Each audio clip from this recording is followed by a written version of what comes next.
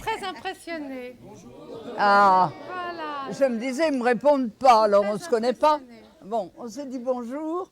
Vos professeurs m'ont expliqué que vous aviez déjà bien étudié la question, que ce qui vous intéressait beaucoup là-dedans, c'est de voir comment les années de résistance ont pu préparer et préparent encore les projets d'avenir. Parce qu'on avait beaucoup d'idées, il y en a qui ont été réalisées et il y en a d'autres qui vont être réalisées par vous. Alors pourquoi je viens vous voir? D'abord parce que j'ai été témoin et actrice pendant cette Deuxième Guerre mondiale. J'ai fait partie des gens qui ne voulaient pas perdre ce qui étaient les conquêtes déjà, les idées de patrie, les idées de solidarité, les idées de liberté, toutes ces choses qui font qu'une société marche bien. Alors il y aurait deux moyens.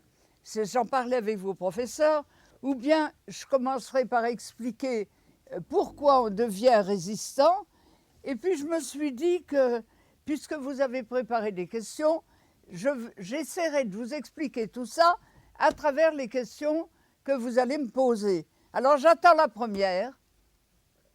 Vous m'entendez, hein, là-bas au bout? Oui, alors la chose, c'est que moi j'ai des vieilles oreilles et je ne t'ai pas entendu. Alors vous allez me répéter les questions, vous venez là. Quel rôle avez-vous rempli Oui. lors de la résistance? Voilà. Qu'est-ce qu'elle a dit? Ah, quel rôle j'ai rempli? D'abord, pour remplir un rôle, faut en être. Il faut faire partie de ce qu'on appelle la résistance. La résistance, c'est une chose qui existe depuis la nuit des temps. Il y a toujours eu des gens, en général minoritaires, qui n'ont pas été d'accord avec ce qui se passe.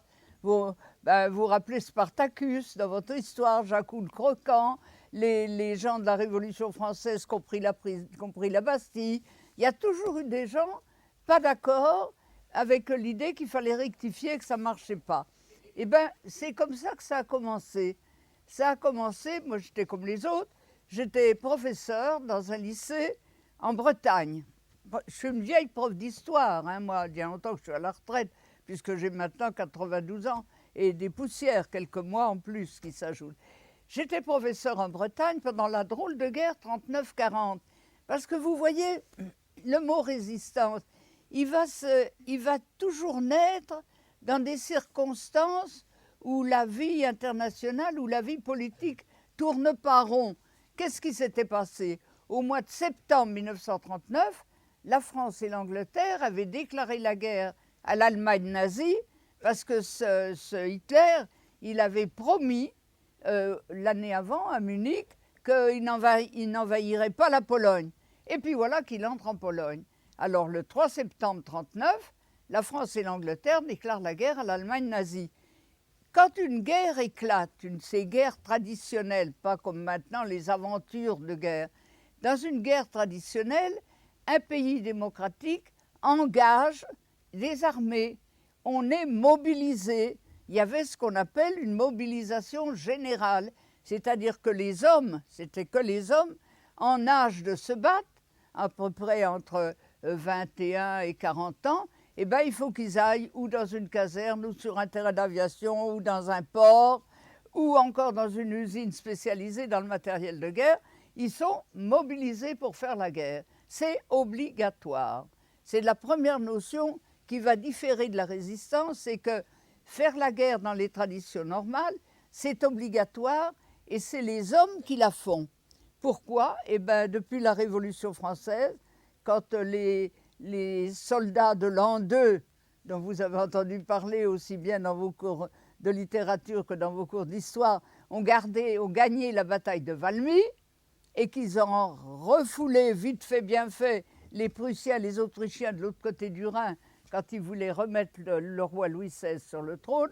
Donc, à ce moment-là, ça va être une république, et puisqu'on s'est battu pour défendre son pays, on a le droit de le gérer. C'est obligatoire. Bon, c'est la première chose. Je vous disais que j'étais prof dans ce lycée de Bretagne, et un matin, dans le courant du mois de juin, plutôt vers la fin du mois de juin, voilà qu'on entend pendant les cours un énorme bruit d'auto, de moto dans la cour. Vous savez, ces grands lycées qui étaient anciens et il y en avait un par département dans ce temps-là, hein, ce n'était pas comme maintenant.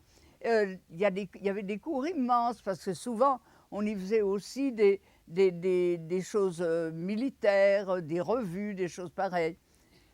Alors, on s'en va à la fenêtre avec mes élèves, et qu'est-ce qu'on va entrer dans cette cour? Des autos blindées, des autos mitrailleuses, des autos chenilles, d'autres voitures, des motos, des sidecars. Et de là-dedans, descendent des hommes en uniforme. Mais pas n'importe quel uniforme, ce n'était pas l'uniforme français. Sortent de là-dedans des hommes avec l'uniforme nazi et sur le bras, le brassard nazi. Ce brassard rouge avec un rond blanc et dans le rond blanc, cette espèce de chenille qui s'appelle une croix gammée. Ah, ça nous a fait un drôle d'effet. Les élèves et moi, j'avais des grands garçons, m'avaient mis dans un lycée de garçons parce que la mobilisation générale avait envoyé leur professeur d'histoire dans une caserne.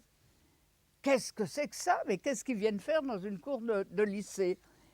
Et vous voyez, j'avais des élèves, il y en avait qui venaient de Belgique, il y en avait qui venaient de Paris. Les parents avaient un peu rassemblé dans ce lycée qui était en Bretagne.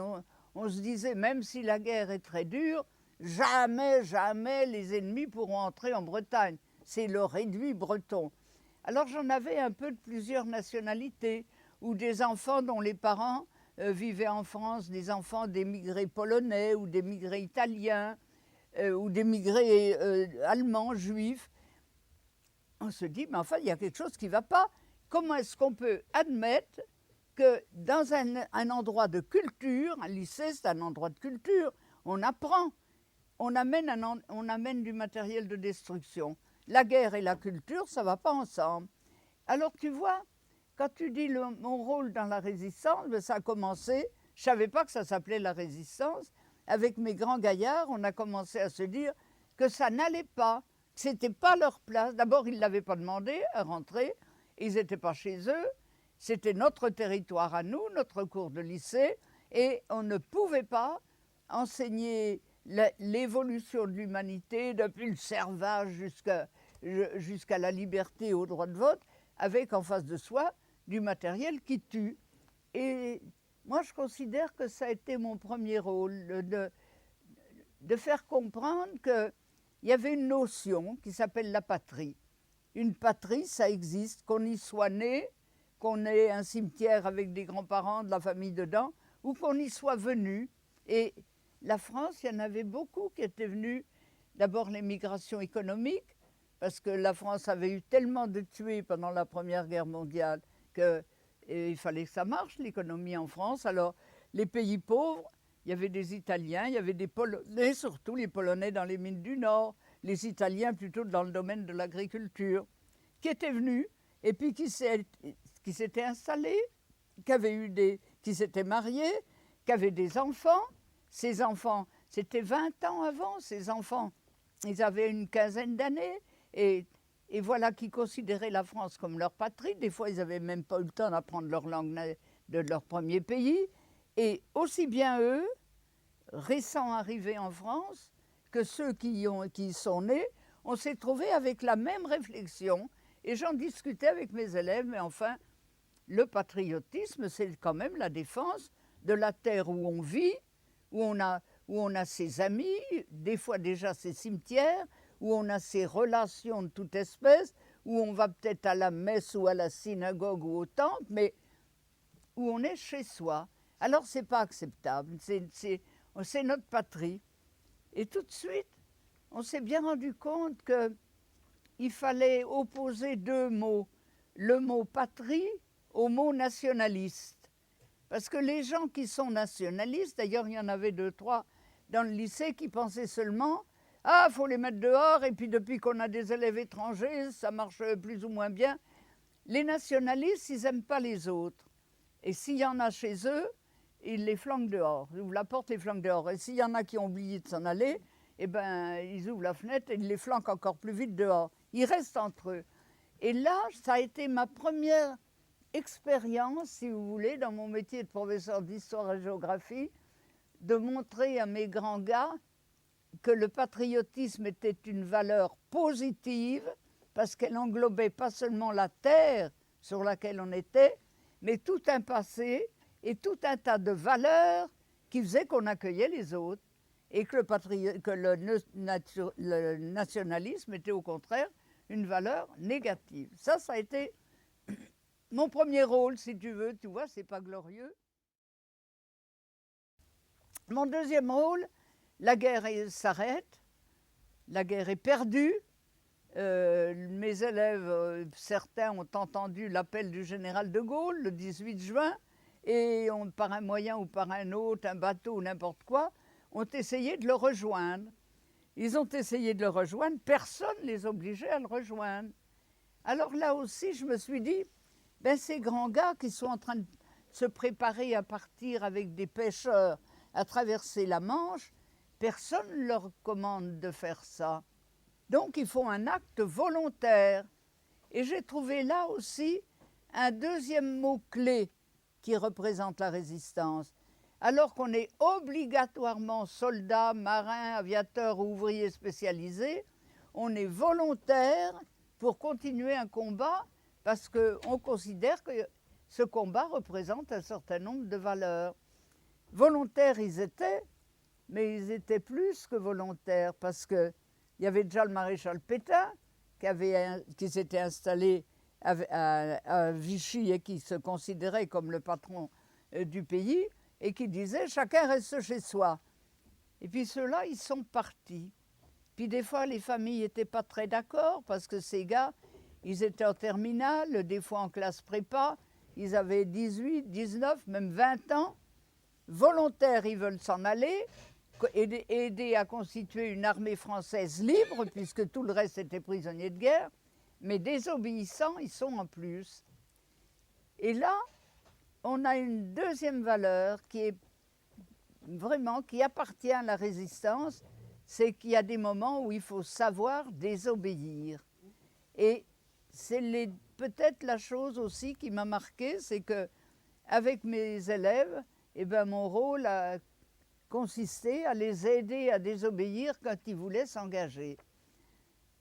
Et puis, là, ça a continué comme ça. On rentre dans la zone qu'on appelait libre. Ben, elle n'était pas si libre que ça, mais enfin, où le maréchal Pétain devenait le chef, le dirigeant du gouvernement.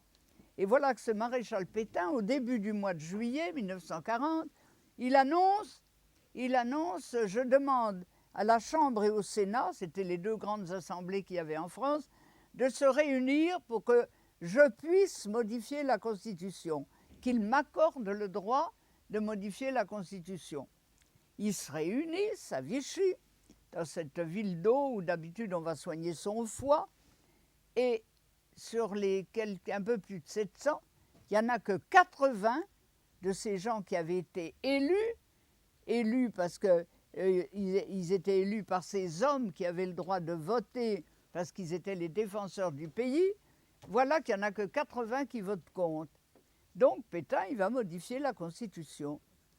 Et c'est, tu vois, la troisième raison de mon engagement qui est encore uniquement verbal et qui ne dépasse pas le fait d'être d'accord avec ceux qui s'opposent à la présence d'une armée étrangère, avec ceux qui veulent continuer de se battre pour la liberté et ce qu'on appelait la démocratie.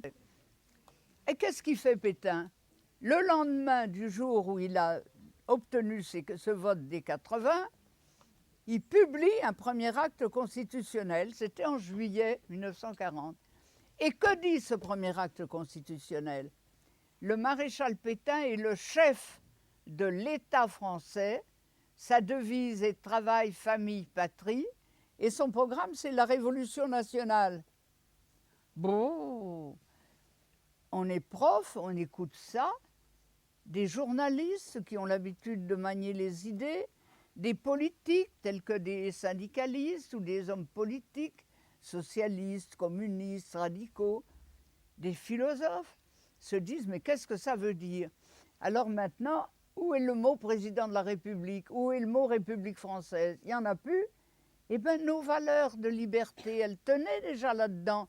Elles tenaient d'autant plus dans président de la République que tout de suite après venait liberté, égalité, fraternité, qui étaient en somme, pas les 3 couleurs du drapeau, mais les 3 valeurs auxquelles on tenait absolument, n'est-ce pas? Et puis ensuite, il ajoute, mon programme, c'est la Révolution nationale. Ah, ça va pas ça, on est devant des élèves. Alors maintenant, le maréchal Pétain, c'est un chef. Comment ça se dit chef en italien? Duce. Et c'est Mussolini. Comment ça se dit chef en allemand? Führer. Et c'est Hitler. Et comment ça se dit chef en espagnol?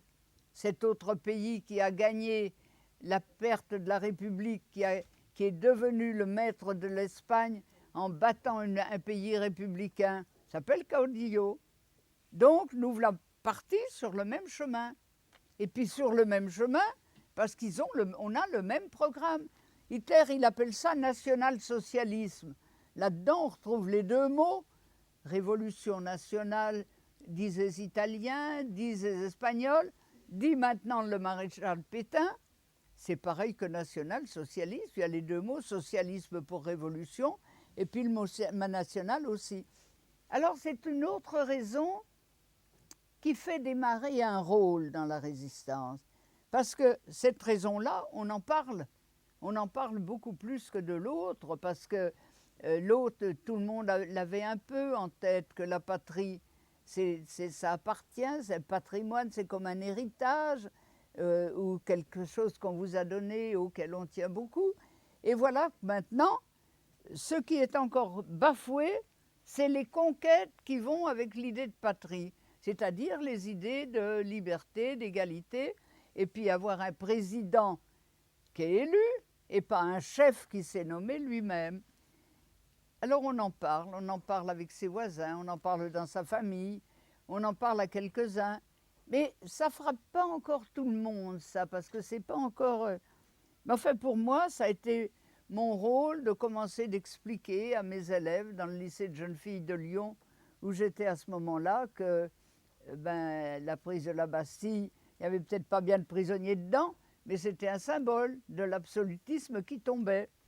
Et puis de leur apprendre, si on en était à Louis XIV, que Louis XIV, il avait révoqué l'édit de Nantes. L'édit de Nantes, c'est un édit qu'avait désigné Henri IV pour permettre aux protestants d'exercer leur religion.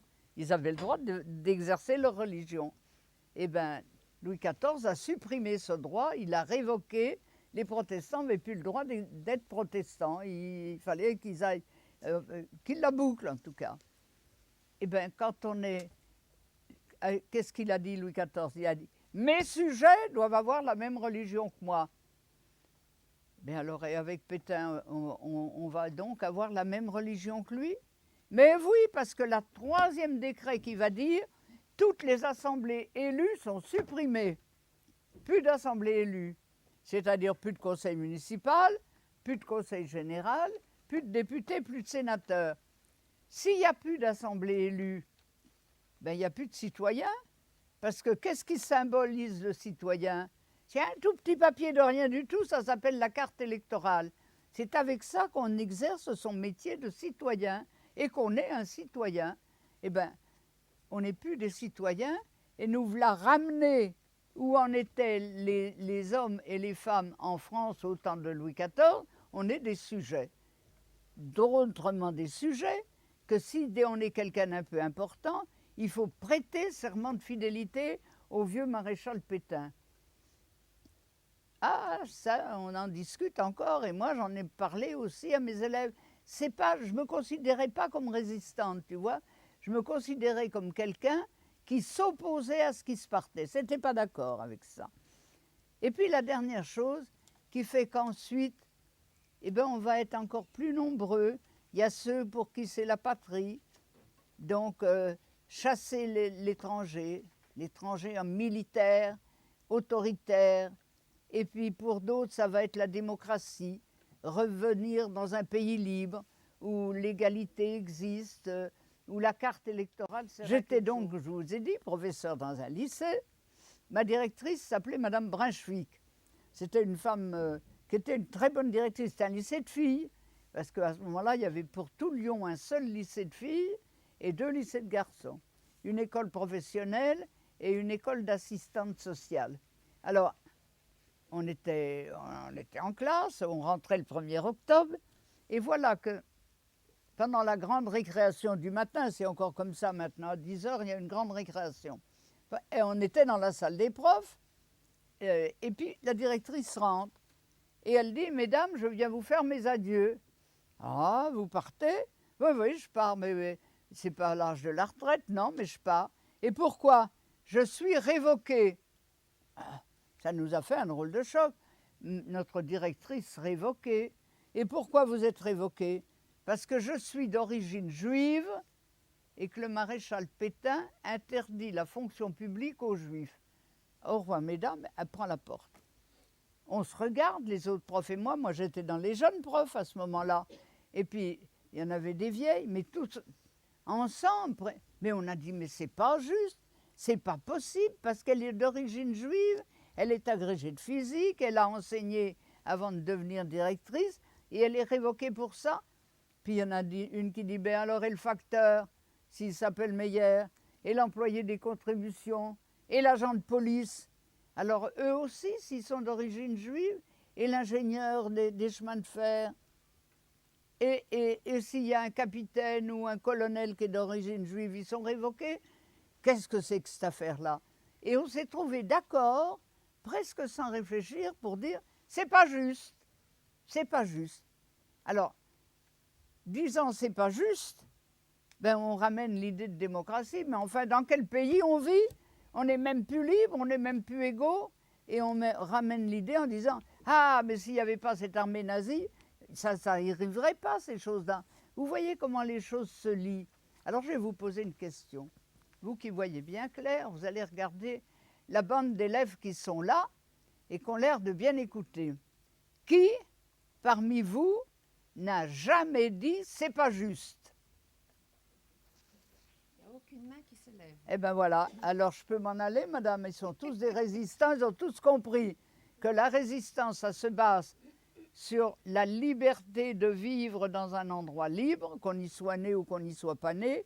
Ça se base sur une carte électorale qui permet de participer à la gestion de son pays, et ça se base sur les faits que tous les hommes naissent et demeurent libres et égaux en droit, comme l'a dit la Constitution, c'est-à-dire qu'on ne doit pas faire de différence selon l'origine territoriale ou raciale ou religieuse des gens. On est tous pareils. Voilà. Ça, c'est comme ça, mon rôle dans la résistance, il a commencé là. Il a commencé d'abord donc par des réflexions qui étaient contre ce qui se passait, par un refus. Mais une fois qu'on a refusé, avec mes collègues, avec mes anciens élèves, avec les amis que je connaissais, journalistes ou autres, une fois qu'on a refusé, il faut qu'on choisisse. Puisqu'on a refusé une chose, c'est qu'il y en a une autre chose qui nous plaît mieux. Et une fois qu'on a choisi, et qu'on a choisi une patrie libre de toute invasion étrangère, qu'on a choisi une république avec liberté, égalité, fraternité, qu'on a choisi d'avoir une directrice, elle pourrait être togolaise, elle pourrait être juive, elle pourrait être, du moment qu'elle a les titres, elle a le droit, et elle peut être directrice. Du moment qu'on a choisi, ben maintenant, il faut le faire accepter, il faut lutter. Et c'est ça, tu vois, c'est là que commence le vrai rôle. Le vrai rôle, il commence, il faut savoir protester, il faut savoir choisir, et ensuite, il faut savoir se battre. Eh bien, ça me permet de te dire que mon rôle dans la résistance, il a commencé comme ça. Il a commencé à discuter avec les élèves, à discuter avec les collègues, professionnellement. C'était le milieu que je connaissais. Mais pendant que je faisais ça, moi, dans ce milieu, peut-être que ton arrière-grand-père ou ton grand-père, ou un de tes arrière-oncles ou de tantes, elle était en train de discuter pareil en allant faire ses courses, ou dans la poste où elle travaillait, ou dans le ministère où elle était, ou simplement avec ses voisines. Elle aussi n'était pas d'accord. Et elle va choisir d'être dans un autre côté.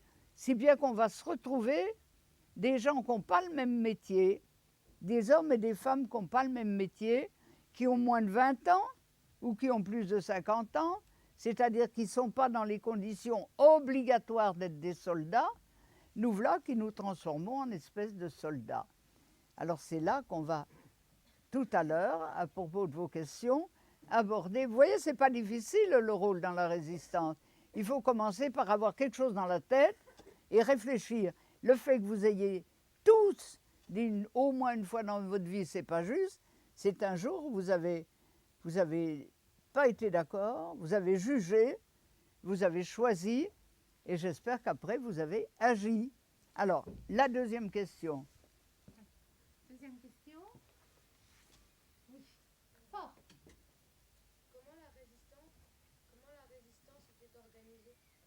Comment la résistance était-elle organisée? Eh bien voilà, ça c'est une bonne deuxième question. Parce que je reprends toujours ce qui se passait pour que vous vous rendiez compte que ce qui se passait, ce n'est pas tellement difficile de ce que vous pouvez faire maintenant, sauf que ça vous conduirait ni en prison, ni dans un camp de concentration, ni éventuellement dans une chambre de torture. Je prends l'exemple de mon lycée.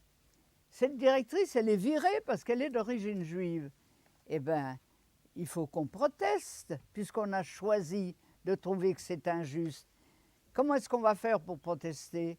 Ce n'est pas la peine de s'adresser aux journaux où il n'y a pas d'Internet dans ce temps-là, il n'y a pas d'ordinateur. Personne ne le publiera, puisque les journaux autorisés sont ceux qui sont d'accord avec Pétain. Il y a une radio, c'est Radio Paris. On peut courir pour qu'ils acceptent de faire une protestation pour nous. On pourrait faire une réunion publique, ce n'est pas possible. Les rassemblements de plus de 3 personnes sont interdits. Ben, il ne reste plus qu'une chose, il faut écrire. Il faut écrire. On avait déjà pris un peu l'habitude de protester par écrit. Le charbon de bois sur les murs, les Raus, les nazis, vive la paix, etc., des choses comme ça. Et puis après, on avait pris les craies. À ce moment-là, vous savez, on avait des craies marron pour les montagnes, bleu pour les rivières et les côtes, rouge pour le point des villes, puis blanche pour écrire les noms. Eh bien, les craies, moi, je m'en suis rendu compte assez vite, ne pouvais pas les laisser en bas du tableau pour faire une carte. Dans ce temps-là, on faisait une carte quand on faisait une leçon de géo, parce que les élèves, ils avaient fauché les craies avant. Et ces craies, ils s'en étaient servis pour aussi mettre des choses sur les murs. Mais ça s'efface, ça. Alors on s'était dit, il faut faire quelque chose de plus avec les collègues. Il y avait une secrétaire, la directrice, elle avait une secrétaire, qui était sa dactylo. Il y avait une machine à écrire. Ordinateur, tout ça, ça n'existait pas. Une machine à écrire avec un ruban, puis il fallait taper fort, chercher les majuscules et tout ça. Et une dactylo. Tiens, à propos, quel est le masculin de dactylo? Il n'y en a pas? C'était encore un métier exercé uniquement par les femmes, les filles et les femmes. Une fille qui quittait l'école au niveau de la 3e, de son brevet, elle pouvait faire un stage chez Pigier, enfin dans un endroit où on apprenait la sténodactylo, puis elle pouvait gagner sa vie ensuite comme ça. Il n'y avait pas un homme qui savait taper à la machine. Maintenant, vous êtes tous sur un ordinateur, vous savez tout faire là-dessus. Et bien voilà, cette petite, elle n'avait pas 20 ans, et elle était la secrétaire de la directrice avec sa machine. Autant dire que nous, les profs, on était pour elle des personnages importants. Alors on va la voir dans son petit cagibi, puis on lui dit, tu prends, il n'y avait pas de photocopieuse, hein, ça n'existait pas. Tu prends 5 feuilles de papier carbone, 6 feuilles de papier blanc, t'intercales de façon à finir par une feuille blanche, et puis tu vas taper ce qu'on va te dicter. Bien, mesdames, elle installe tout son truc, et on dit, tu tapes fort, il faut que ça marque sur tout. Et elle tape la protestation qu'on fait. Ça nous fait 6 protestations. On va en afficher une dans notre lycée, dans notre salle des professeurs. Et on va distribuer les autres. À qui on va les distribuer? Aux gens qui sont du même métier que nous, puisque c'est une affaire professionnelle. Alors on va aller dans les 2 lycées de garçons, à l'école professionnelle de garçons, à l'école d'assistante sociale de l'autre côté. Et il nous en reste encore une en rab qu'on va avoir le culot d'aller installer devant l'inspection académique. Elle n'y a pas resté longtemps, mais enfin, ça nous avait fait plaisir. Qu'est-ce qu'on a fait là? c'est la première activité de la résistance. Tu vois, c'est pas une grenade dans chaque poche, une mitraillette sous son imperméable ou un bout de plastique camouflé comme si c'était un gros bout de chewing-gum. Pas du tout. Non, on avait dans notre poche ou de la craie ou une petite feuille de papier où il y avait la protestation. C'est-à-dire quelque chose de défendu qu'on n'avait pas le droit de faire. Et on a distribué ça pour faire connaître ce qu'on a fait. En le faisant connaître, on a pratiqué ce qu'on appelle l'information. La première arme de la résistance, c'est l'information. C'est comme ça qu'on s'organise. Et tu vois, quand on s'organise comme ça, premièrement, on est désobéissant parce que c'est défendu. Deuxièmement, on est volontaire. Personne ne nous oblige à faire un petit tract comme ça. Désobéissant et volontaire, ça va être les deux premières qualités des résistants. Si je pourrais peut-être mettre en premier la réflexion. Il faut réfléchir, il ne faut pas se laisser aller. On réfléchit. Mais une fois qu'on a réfléchi, ça veut dire qu'on a jugé, donc qu'on a choisi. Et automatiquement, nous voilà désobéissants et volontaires pour faire quelque chose. Donc c'est comme ça que commence à s'organiser la résistance, par l'information. Parce que l'information, elle va dépasser à ce moment-là la salle des profs du lycée de Garquinet à Lyon pour aller au lycée du Parc, pour aller au lycée Ampère, pour aller à l'école d'assistante sociale, à l'école professionnelle La Martinière. Elles vont circuler. Et voilà encore tout un tas de gens qui vont pouvoir autour d'eux, professeurs, chefs de travaux, qui vont pouvoir autour d'eux aller dire « Oh là là, ben, il s'en passe des drôles, voilà que maintenant les Juifs n'ont plus le droit de travailler ». Et cette information, elle va de nouveau remplir un certain nombre de gens de l'idée qu'il ne faut pas l'accepter. Il ne faut pas l'accepter. Les gens qui travaillent à l'usine, un beau jour, leur secrétaire syndical, ils sont syndiqués, il n'est plus là, le secrétaire syndical. Bon, ben, il a été révoqué par l'usine et peut-être même arrêté. Il y avait une affiche, on avait l'habitude de voir où était le siège, la permanence, comme on disait, du député du département. Il n'y a plus de permanence et le député, il est parti, la police l'a arrêté et l'a emmené dans une prison en Algérie. Ça s'appelait Maison Blanche.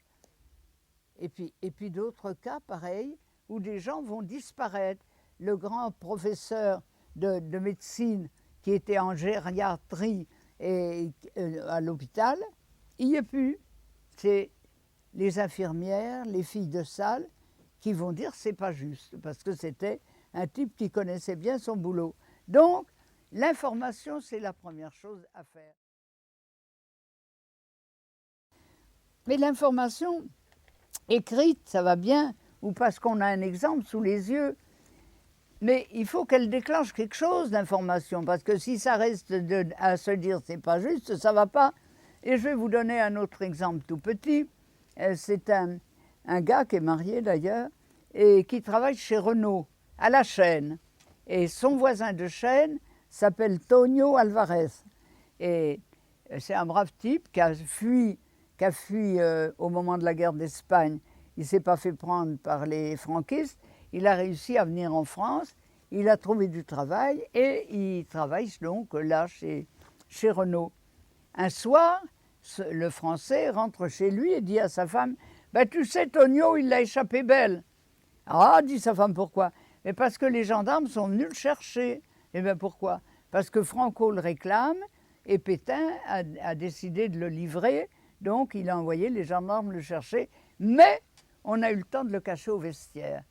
Ouf, fait la dame. Oui, mais alors, on ne sait pas où il va dormir cette nuit. Qu'est-ce qu'il vient de dire à sa femme, ce type-là ? Il vient de lui donner une information. Un Espagnol républicain réfugiée en France, sur la terre où elle vit, cette femme-là, est pourchassée par les gens de son pays pour être livrée à un dictateur. Eh bien, qu'est-ce qu'elle répond à son mari ? Amène-le coucher à la maison. Voilà déjà un acte positif et un acte qui n'est pas...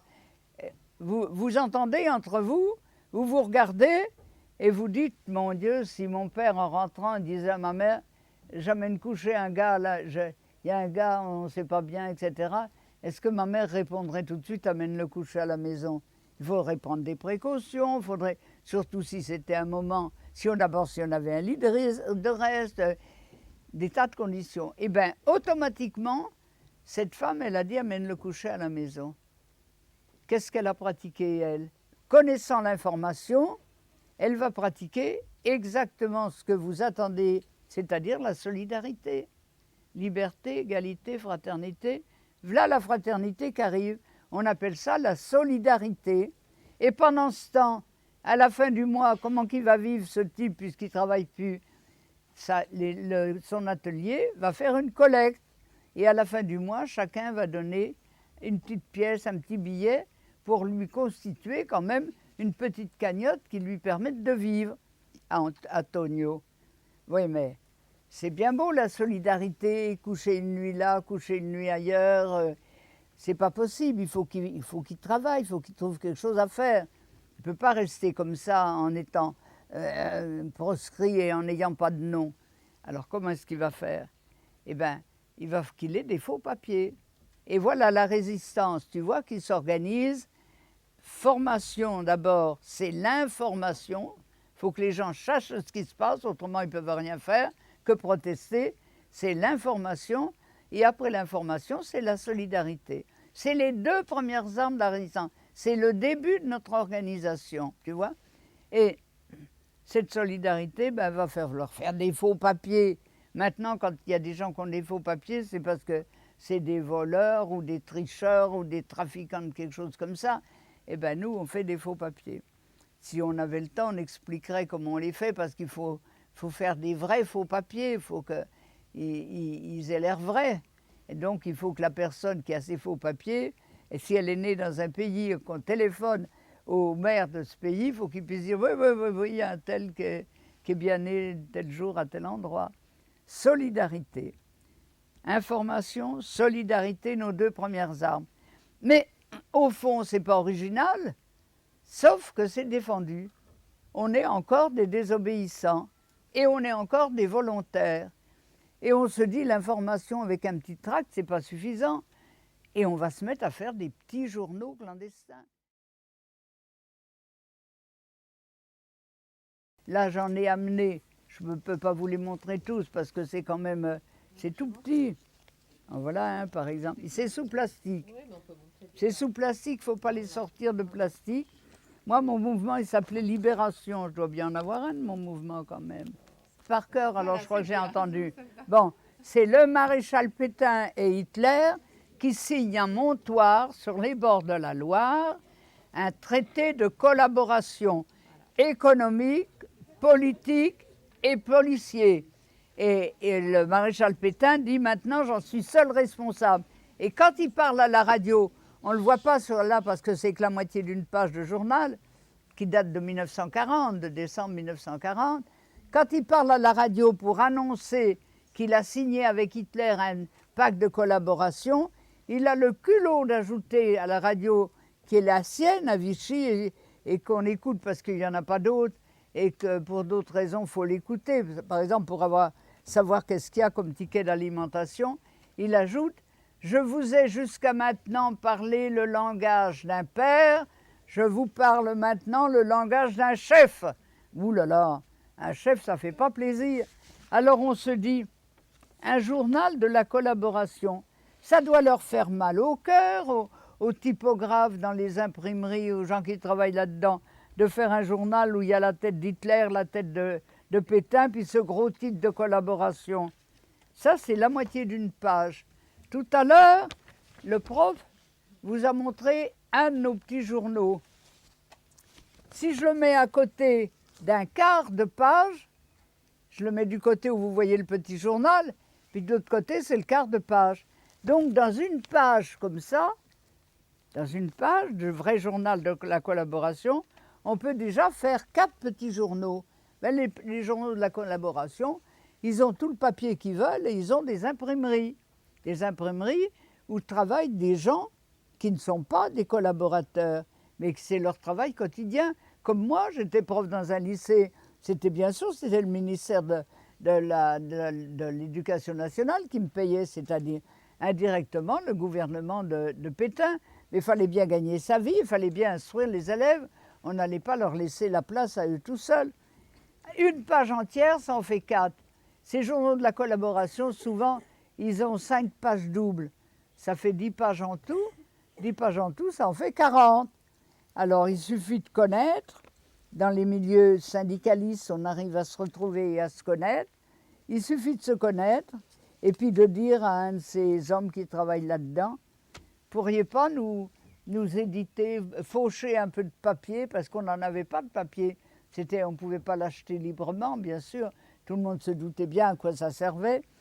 Et puis nous éditer notre petit journal d'information pour que ça se sache plus qu'avec 5 feuilles tapées à la machine. Ben oui, mais ça va être long, parce qu'à ce moment-là, ce n'était pas automatique comme maintenant. Il y avait autant de boîtes que de lettres dans l'alphabet, en tenant compte en plus des ponctuations. Il y en avait un qui était... Eh bien, l'article, qu'est-ce qu'on va mettre? On vous donne les articles. Nous, on avait bien de quoi écrire et on avait beaucoup trop de choses à dire. Alors, on leur passait les articles et puis eux, ils tiraient le journal. Il y en avait un qui mettait sur une réglette le caractère comme il faut. Il y en avait un autre qui le mettait sur le carton pour le reproduire ensuite sur un plomb. Et puis après, ça passait au marbre et finalement, c'était imprimé.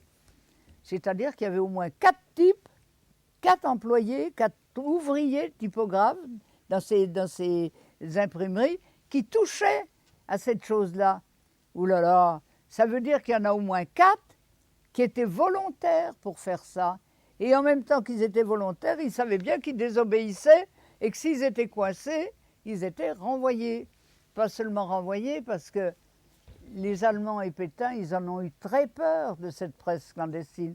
Pensez qu'on est arrivé à tirer à 200 000 exemplaires par mois. Il y a même Défense de la France qui, en 1944, a tiré à 400 000 exemplaires par mois. Vous voyez ce que ça veut dire comme imprimerie? Alors finalement, toutes les imprimeries étaient fouillées et refouillées, et quand les gens étaient pris, ils étaient fusillés.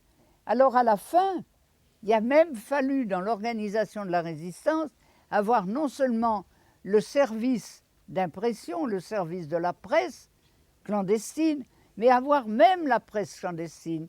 Il a fallu trouver des presses, il a fallu trouver, j'ai des fois, je crois que j'en ai un là, un atelier clandestin, où on tirait nos petits journaux, et allez-y, ça sortait.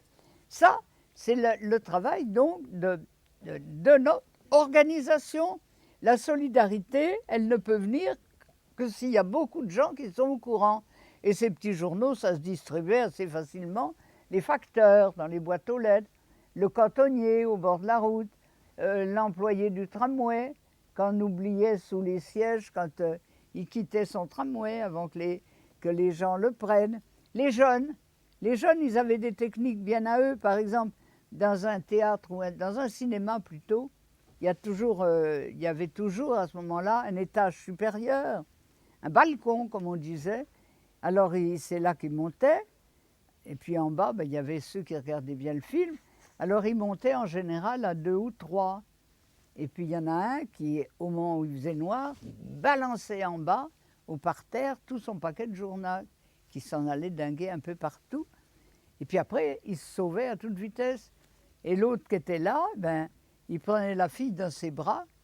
Et puis quand la police montait, il se faisait attraper parce qu'on ne s'embrassait pas en public dans ce temps-là. Et vous n'en avez pas vu un, qu'est-ce qu'il a fait? Oh non, on n'a rien vu. Ah, réfléchissez, autrement on vous embarque. Ah ben oui, il y a bien un monsieur qui est parti en courant, mais on ne sait pas ce qu'il a fait. Et l'autre, il avait eu le temps de se sauver pendant ce temps. Les jeunes, ils étaient imbattables pour ce genre de travail. Pour d'autres aussi, parce qu'ils couraient vite, beaucoup plus vite même que nous autres, les adultes qu'on était, les jeunes adultes. Ça y est, vous avez passé l'organisation de la résistance, ça a d'abord été ça. On n'avait pas de carte d'adhérent, on n'avait pas d'endroit où on venait adhérer. Et on se reconnaissait par le refus qu'on avait de ce qui se passait, par un bavardage que pouvait avoir eu le gars du bistrot, où il y a 2 gars qui partent travailler, et puis qui les entend discuter sur la collaboration, sur les gens arrêtés et qui se dit tiens, ceux-là, il y a peut-être quelque chose à en faire, et qu'il leur donne un de ces petits journaux clandestins. Ça en fait un de plus. Puis une fois qu'on a fait ça, l'information, la solidarité, avec l'aide aux gens qu'il faut sauver, et puis les fausses cartes.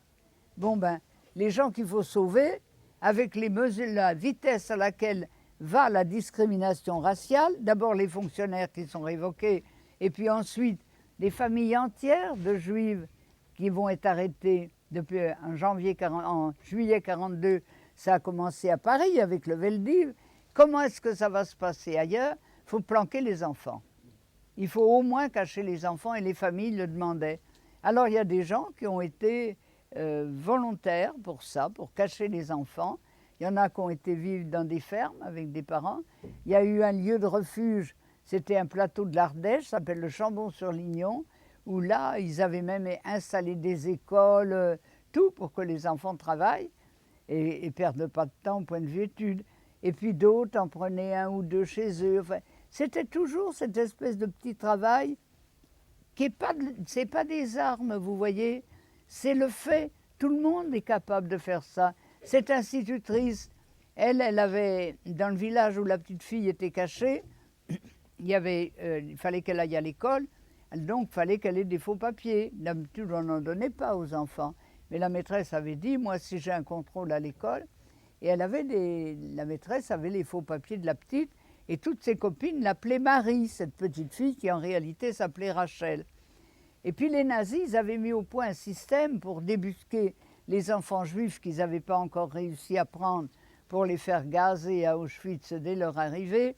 Ils allaient dans les écoles et ils demandaient leur nom aux élèves. « Comment tu t'appelles » Alors ils arrivent dans l'école où il y a la petite Marie. « Philippe, et toi, Jacqueline, et toi, Marcel, et toi, Lucienne, et toi ?» Et l'enfant ne répond pas, bouche bée. Alors il se regarde, ça y est, on en tient une de ces juifs abominables. Et la maîtresse, il faut du courage, hein. Elle a choisi à l'instant même. Elle s'est penchée vers la petite, puis elle lui a dit « Mais enfin, Lucie, ils ne sont pas méchants, ces messieurs... » Pas Lucie, mais enfin, Marie, ils ne sont pas méchants, ces gens-là. Il faut que tu lui dises ton nom, tu n'es pas muette. Et la petite fille a dit « Marie ».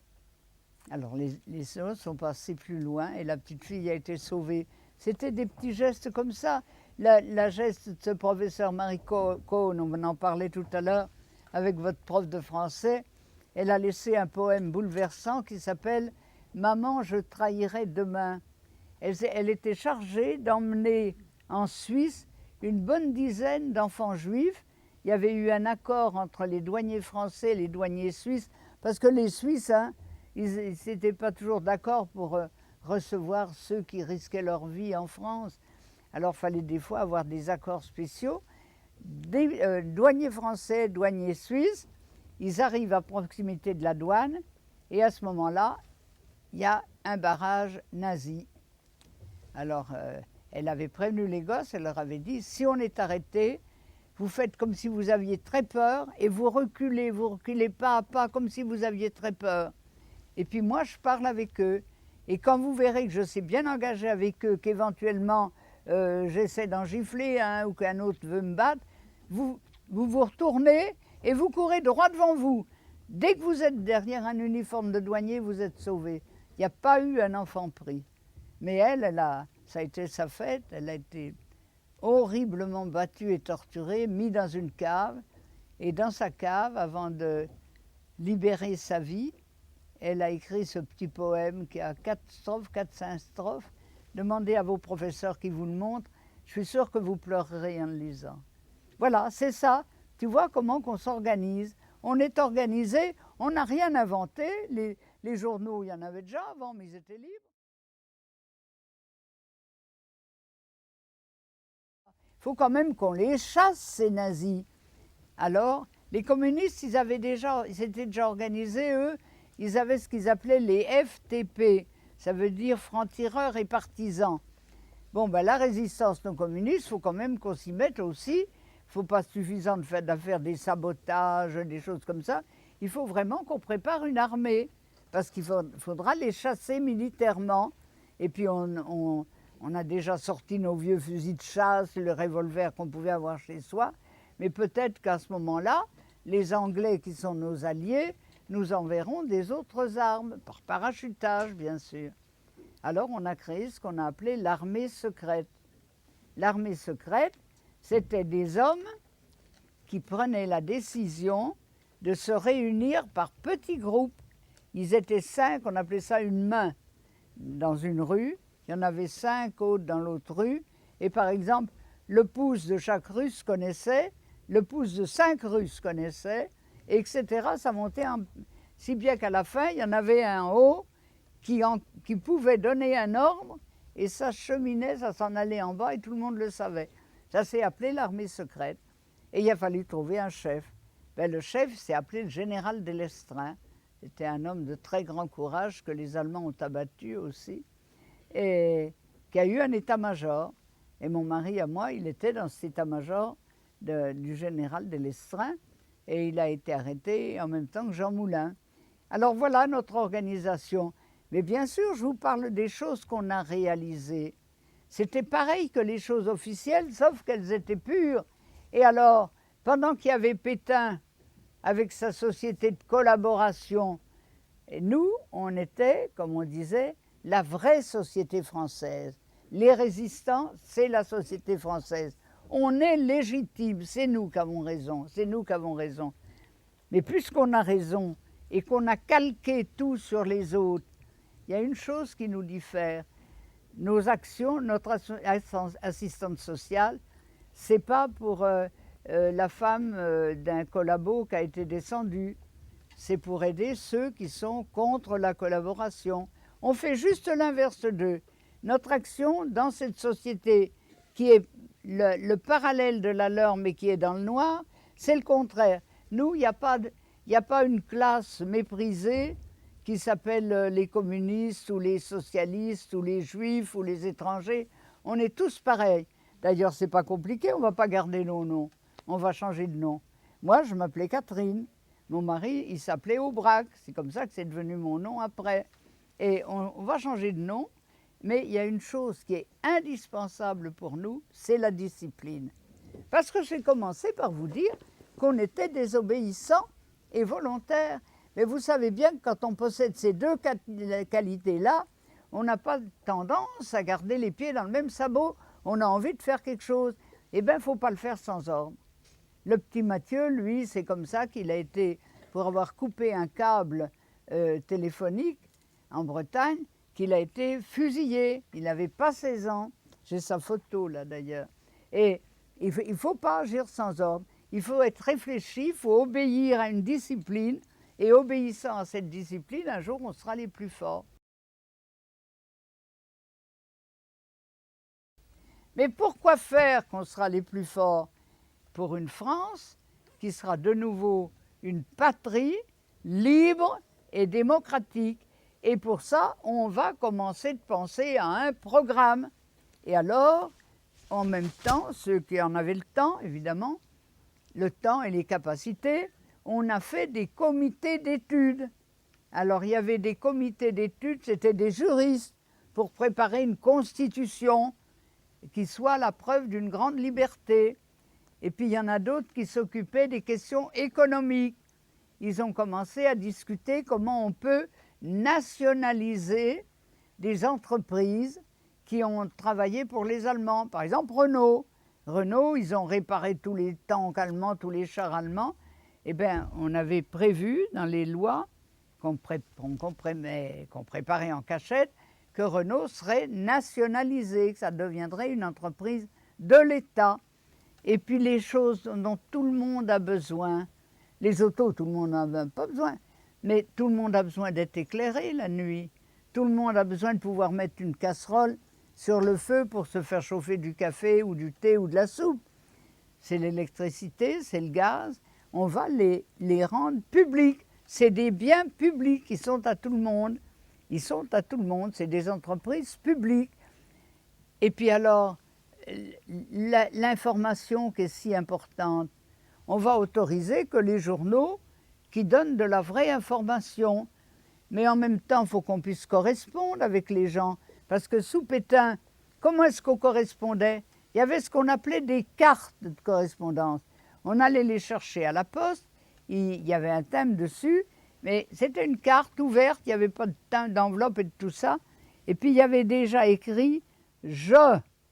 Et puis en dessous, voyage à. Alors on mettait, à côté de je, on mettait je vais bien. Voyage, on mettait demain j'irai voir ma grand-mère, etc. Mon métier va bien. On ne pouvait, et c'était contrôlé. Il y avait la censure qui regardait tout ça.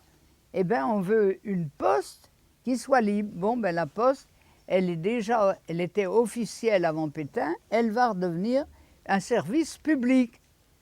Service public de la poste, les facteurs sont donc des fonctionnaires. Et ceux qui sont derrière les guichets aussi, parce qu'ils participent à la vie collective. Ils distribuent aussi bien une lettre à quelqu'un qui est pauvre qu'à quelqu'un qui est riche, dans les mêmes délais, et aussi bien à un étranger qu'à un Français, et aussi bien à un jeune qu'à un vieux. Ah, service public, bien sûr, le gaz, l'électricité, Renault, tout ça c'est nationalisé parce que ça fait partie des choses indispensables à la nation. Mais il y a un autre service public qui est aussi important que la poste, c'est l'enseignement. Depuis Jules Ferry, l'enseignement en France, depuis la Troisième République, à la fin du siècle, du XVIIIe siècle, dans l'enseignement public, l'école est libre, gratuite et obligatoire. Laïque, gratuite et obligatoire. Si elle est gratuite, il faut que tout le monde y aille, mais elle est obligatoire pour que tout le monde y aille. Mais pour que tout le monde veuille y aller, il ne faut pas qu'il y ait de différence entre les gens selon la religion qu'ils ont. Alors elle va être laïque. Et on a repris cette forme qui n'existait plus sous Pétain, parce qu'on chantait l'hymne au maréchal Pétain. Les gosses étaient obligés de l'apprendre et ils faisaient semblant souvent, mais les instituteurs, les professeurs étaient obligés de leur faire apprendre l'hymne au maréchal Pétain. Maréchal, nous voilà, pan, pan, pan. Et on va revenir à notre hymne national. Et alors les jeunes, ils vont en classe, ils ont le certificat à 12 ans. Ensuite, ils ont 2 années où ils peuvent faire une culture générale. Et puis après, au boulot ou en apprentissage, où si les parents ont de l'argent, on va essayer de les faire entrer dans un lycée, mais ce n'est pas commode. Il n'y a que ceux qui vont au lycée payant, avec un examen d'entrée en 6e en plus, qui auront leur baccalauréat. Et avec ça, ils pourront aller à l'université en payant encore, parce que c'est cher. Et bien, notre programme, qui est maintenant le programme dans lequel vous vivez, c'est que l'éducation nationale, non seulement elle est obligatoire, laïque, et qu'est-ce que c'est? Laïque, libre, dites-moi. Et gratuite. Et bien maintenant, ça va être vrai pour tout l'enseignement. Et jusqu'à ce qu'on ait fini son lycée, qu'on ait fini les écoles spéciales pour rentrer dans quelque chose de plus important, on ne paie pas de droits. Et les droits universitaires sont peu élevés. Tout ça, c'est ce qu'on... Tu vois, l'organisation de la résistance, ça a consisté d'abord à prévenir les gens. Il faut que les gens sachent ce qui se passe. Ensuite, à voir comment on va agir. Eh bien, on va agir selon les très grandes formules d'un pays démocratique, c'est-à-dire en rétablissant le droit de vote, en pratiquant la solidarité, évidemment en faisant des choses qui sont interdites, telles que les fausses cartes d'identité, et troisièmement, on va essayer de retrouver notre sol, c'est-à-dire qu'on va se battre avec les alliés, ou même avant que les alliés arrivent, en leur donnant un coup de main dans l'armée secrète et les francs-tireurs et partisans, qu'on va être tous réunis ensemble. Et quatrièmement, on va arriver et on aura un programme. Et ce programme, il a été fait. Il a été fait par ce qu'on appelait en France le Conseil national de la résistance. Celui qui l'avait créé s'appelait Jean Moulin, il était mort depuis d'ailleurs. Et à Alger, il y avait le général de Gaulle. Alors on communiquait dans cette organisation de la résistance, il fallait se parler entre les uns et les autres. Et c'est l'autre chose que je voudrais vous expliquer maintenant. On communiquait pour être d'accord. Finissons avec le programme d'abord. De Gaulle était d'accord avec ce programme. Et quand De Gaulle est arrivé en France au mois d'août 1944, la France étant en très grande partie libérée, quel est le programme qui a été mis au point? C'était le programme qui existait, celui du Conseil national de la résistance. De Gaulle, il a dit, d'accord, on l'applique. Il faut faire bien attention qu'on ne nous le vole pas, ce programme, hein, parce qu'on y tient encore beaucoup, nous. Les postes, l'enseignement, tout ça, ça fait partie des choses qu'on aime. Non. Allez.